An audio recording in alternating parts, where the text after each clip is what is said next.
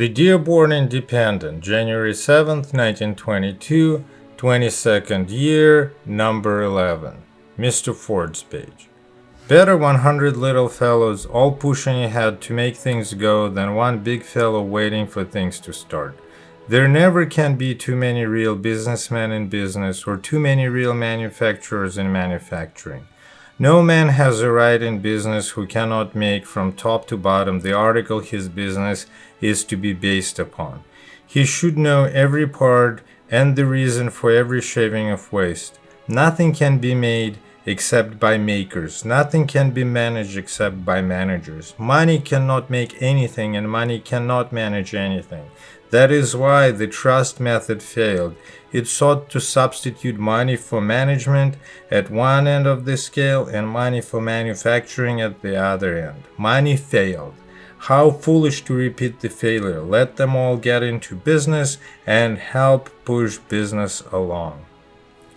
One way to keep busy is to make over again the mistakes of the past. That seems to be the only way in which some businessmen can get started again. They just begin to repeat the very things that caused the present depression. There is something hopeless about it when you view it closely. In spite of all the experience men have had, they know no better than to get up, dust off their clothes, and go on with the same nonsense that engaged them when they were knocked down. The thought, if it is a thought, it is more likely a lazy drift of mind, that the system they pursued was all right, and that it was only an unaccountable spell of bad economic weather that interfered with that system, is still present with men. They still think that there was no connection between the system they pursued and the collapse that resulted. The entire value of the last few years to us is summed up in the denial of that conclusion. There was a connection, and the sooner we understand it, the clearer the way will be. The next thing to understand is that the new beginning must be made on a new course. One would think that all of the foolish policies disapproved by the war and depression, the last to rise would be the trust obsession. If there was ever anything that had been thoroughly discredited even before the depression set in, it was the monopolistic trust idea. It was discredited, but the principal reason was hardly ever emphasized. Its methods were condemned. The cornering and crushing and destroying of competitors in competition, the exploitation of the public, and allied evils of political manipulation and special privilege, these were the principal indictments brought against the monopolistic trust. But none of these things destroyed the trust as much. They destroyed the respectability of its character, but not its existence. It was the industrial indictment that brought about the collapse without written exposure or speech making. The trust was inefficient, it was wasteful, it was a brilliant piece of financial gymnastics, but it was a manufacturing failure. The first thing for any successful manufacturer to know is how to make the thing he expects to sell. He ought to know every bolt and nut and screw, the weight and cost and place of every part, the reason for every shaving and every particle of waste material. He must know this if he is to be a success at making and merchandising the article on which he hopes to build his business. That is where the trust fell down. It was a financial venture, not an industrial one. Bankers were at the helm, not manufacturers.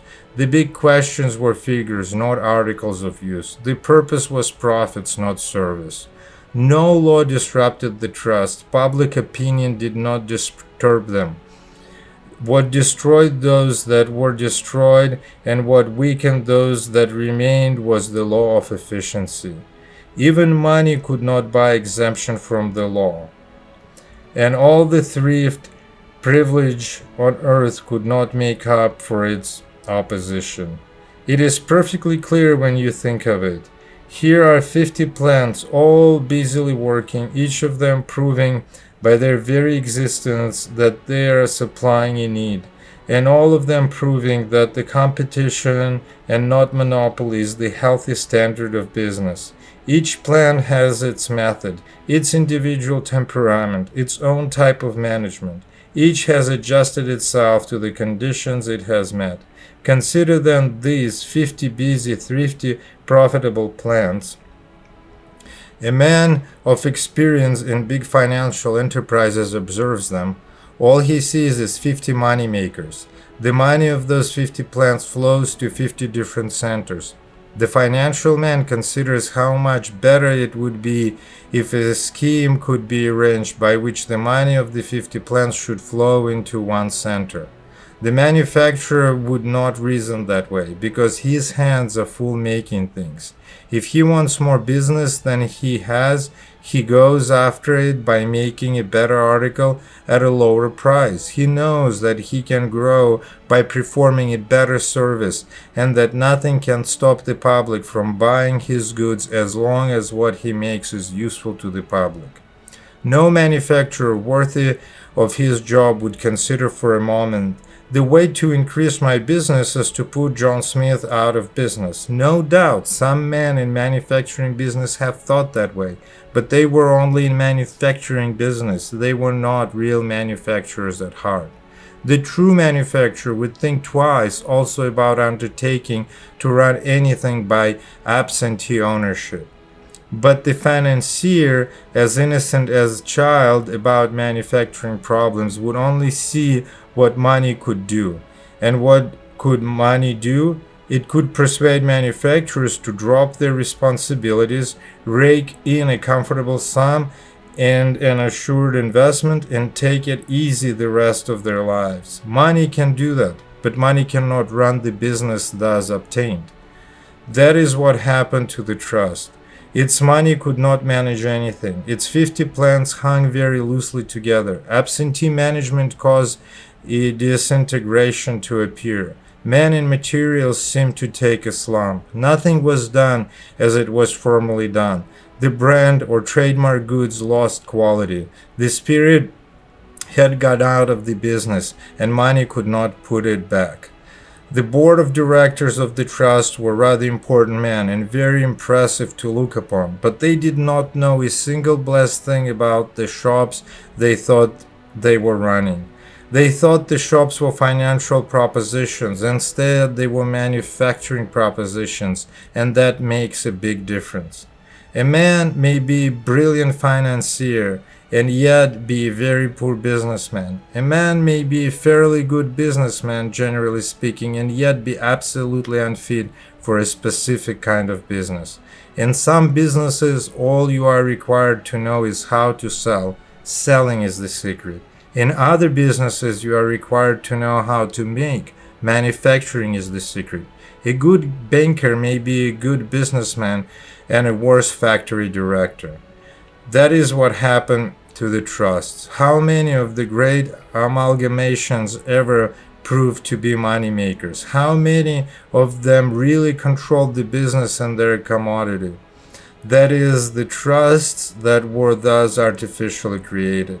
How many of the banker-made mergers ever became genuine industrial successes? And yet you hear occasionally that the old tactics are about to be played again. Men who have learned absolutely nothing from the events of recent years are again looking around to see what they can gobble up, what they can shove off the board, what they can amalgamate in order to curtail the freedom of manufacture and resist the buying public's money to a few chosen channels. It is a mistake, a sad mistake, a doom to disaster. What we need now is as many separate businesses as possible, all of them doing their bit to start business going again. Better 100 little fellows all pushing ahead to make things go than one big fellow waiting for things to start.